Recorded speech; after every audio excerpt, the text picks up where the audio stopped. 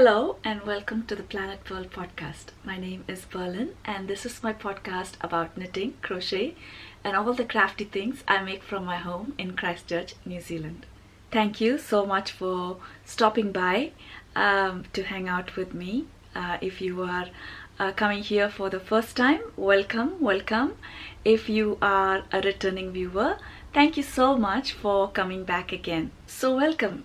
It started out as a rainy day this morning here in Christchurch, but now I see the sun out a little bit, but I'm not sure for how long. And we have the heater on, so it's autumn here in the southern hemisphere, and we are down to level 3 of the lockdown, and we are doing a lot of cooking and even more eating in our little bubbles. So I hope you're all doing well and keeping safe in your bubbles. So to get started, I just wanted to show you one of my very favorite projects that I've finished in a long time. I've been doing things here and there. I haven't been finishing anything. I do have a few works in progress that I have in different stages of completion, and I was really happy that I was able to finish something after all.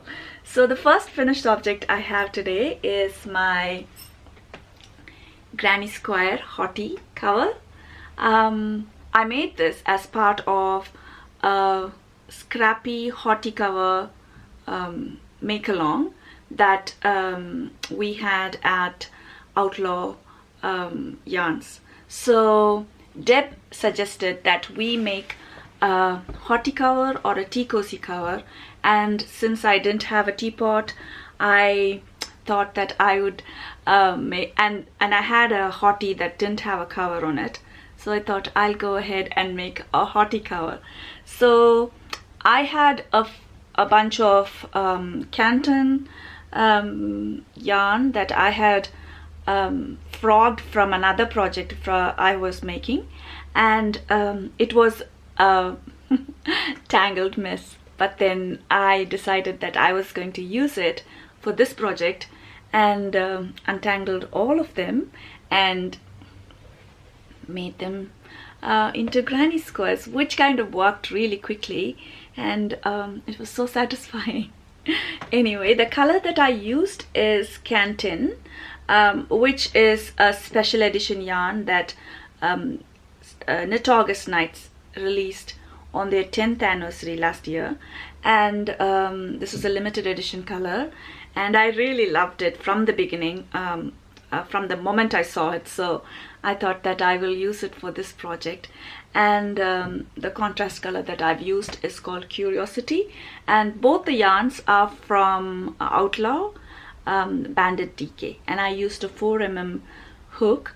For the pattern, I roughly followed Alexandra Mackenzie's HOTTIE cover pattern. I did not follow the pattern entirely, but I kind of had it as my outline for the pattern. And then I added these vintagey looking buttons at the bottom to close them. These buttons were a gift from, it came as a free gift with Molly Makes magazine, and it also came with a booklet for how to use these buttons, and I was thinking that I would make them one of these days. Never happened. It sat in my box for a long time, and then finally when I finished this thing and I was thinking what to add for the buttons, this came to mind, and I really love how it turned out. So it kind of goes with a vintagey retro kind of vibe, don't you agree? So that's the HOTTIE cover, scrappy HOTTIE cover I made, and Jacob, my husband, fell in love with it the moment he saw it and already claimed it for himself, and I'm very happy that he wanted it and I've given it to him.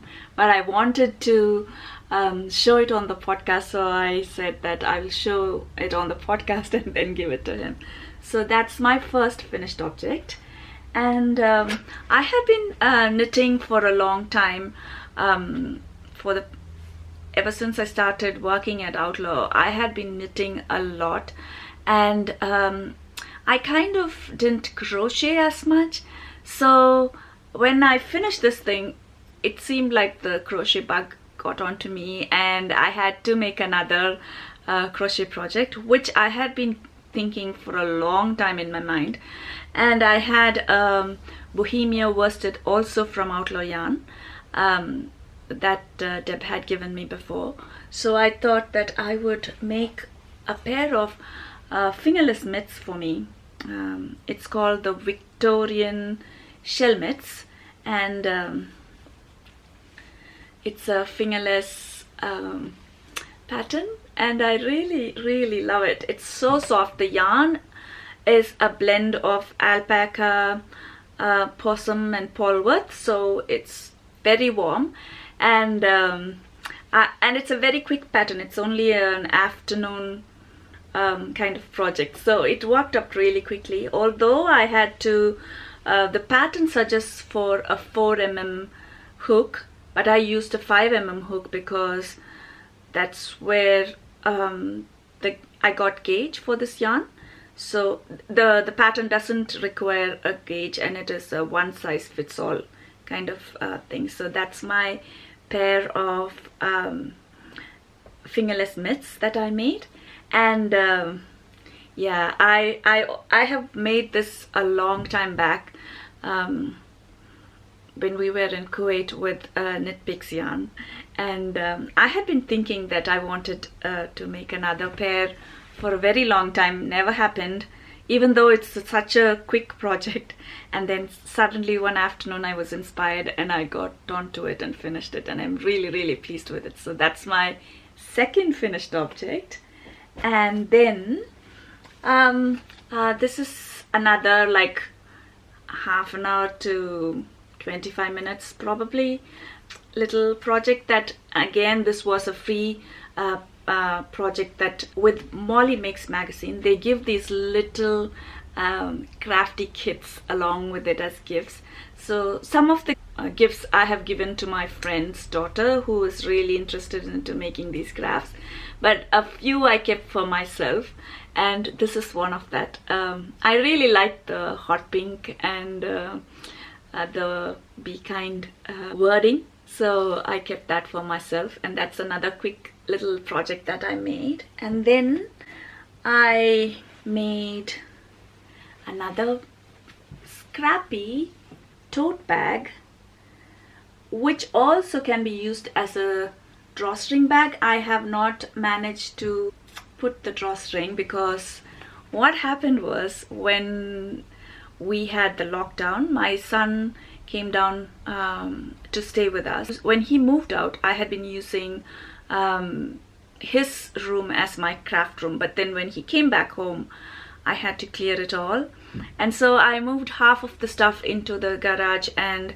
half of the stuff under my dining table, and my sewing machine is on my dining table now, and most of the time I can't find anything. So I'm not able to find where I left my drawstring ribbons. So this bag doesn't have a drawstring ribbon yet. So this is a block I made in one of the online classes I took, and I didn't like how this block went along with the other blocks that I had made, so I left it aside and I made another one.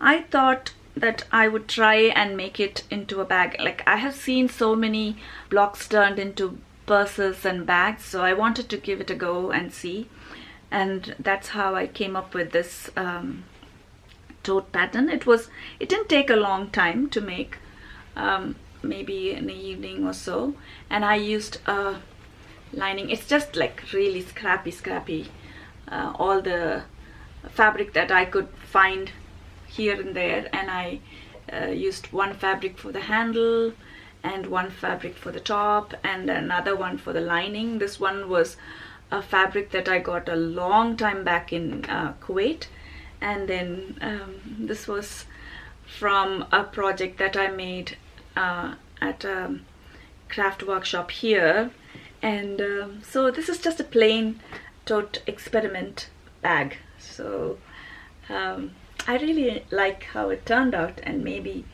I will try and make a better version of it. This is kind of a rough draft kind of version, so that's another project. So as far as finished objects goes, those are the things that I made. In works in progress, I have a hat that I didn't bring. I'm almost at the decrease level, but then I did not have DPNs to decrease, so that has been set aside. And then I'm working on my color affection shawl. So just now I have come to the short row section, and I've been looking at YouTube videos trying to learn how to do the wrap and turn, and this is how far I have come. So this is one section of the shawl that I have finished, and then this is the third color that I have introduced. All these yarns are from Outlaw, from the line Little Bandit. So I'm using, this yarn is Callaway, and this yarn is Rogue, and this is Bazaar, I think.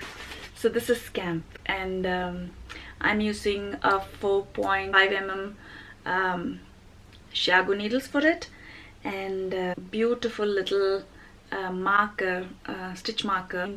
It says "Find joy in the journey," and it was from Amber of Makers Havens Advent, and I really like it. It's so cute. So that's another work in progress.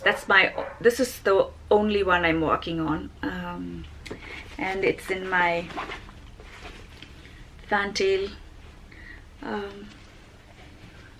knits project bag. I love this bag so much.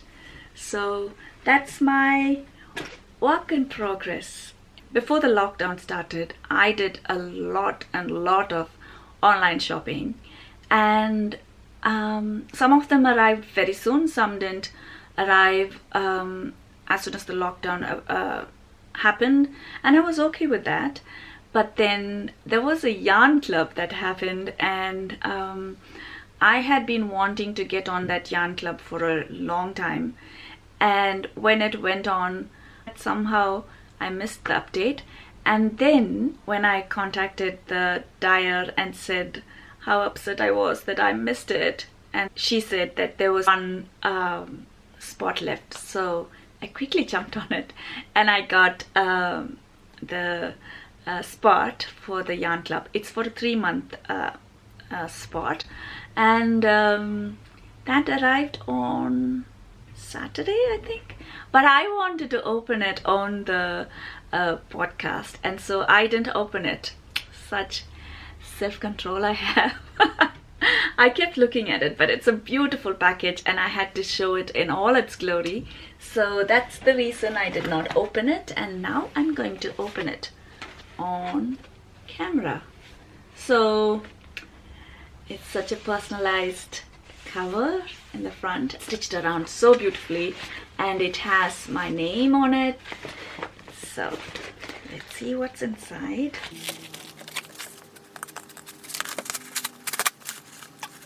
Inside, oh my gosh, look at that, what a beautiful color. Merino 20% nylon, yeah, the Cautious Optimism colorway, and I love it. So beautiful, both of them. And then I have a little personal letter for me, which I will read later. So that's my first yarn club from New Zealand yarn, and I really love it. The next thing I bought online was the Fringe Supply Co. Notions pouch and the field bag in plum. and it came fairly quickly. Also, I was thinking that it was going to take a really long time before it arrives here, but I'm so pleased with both of them, and I can't wait to use them as well. And the other fun thing that I have been doing a lot is painting. It is not good at all. I just love how calming it is to sit in my space, have a candle lit, have some soft music playing, and just play with colors. So that has been a really soothing thing for me during this uncertain times, and I just wanted to share them with you. And this is one painting that I did.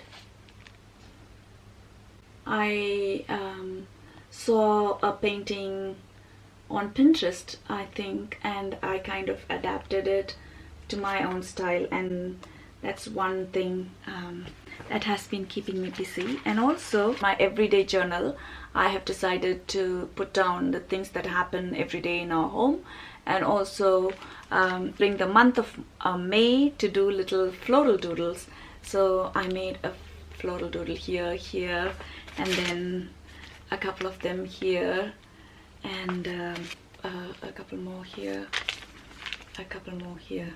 Although they are not like perfect or really artistic or whatever, it brings me so much joy, and so that's what I've been doing, to sit quietly in my space, and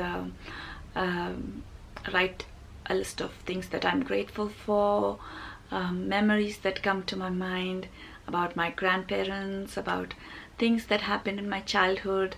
Those were really good memories, and so I really enjoy putting them down. And sometimes I add quotes and things like that, and I just wanted to share it because during this time sometimes it really gets hard when we are not able to meet people we love. And although I do enjoy being at home, sometimes I do miss seeing my dear friends.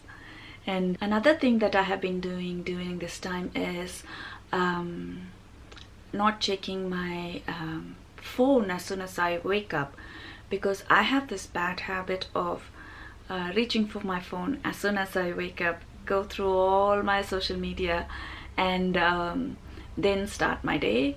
But it has kind of left me feeling like I was having like 10 tabs open in my brain. So I decided to skip that, and then start my day with prayer, and have my breakfast, shower, and all those things. And only after that I started checking my social media, and that has helped me a lot. So I just wanted to share that. In other news, at home we've been working towards setting up our garden. We got a few things fixed around the house, and that's pretty much what's happening around here. We haven't been doing too many things, but it has been a really good time with being together as a family and enjoying family time and things like that. And then I'm so grateful for technology, because I was able to meet up with my childhood friends in Zoom, and then my college friends again on Zoom, and with my family, and attend our virtual knit group on Thursdays. And it has been really good. I'm really grateful for that. So I'm really grateful for all the little and big blessings and we have during this time. And I have to go and make lunch now, and I hope you all have a lovely rest of the week, and until next time, happy crafting. Bye.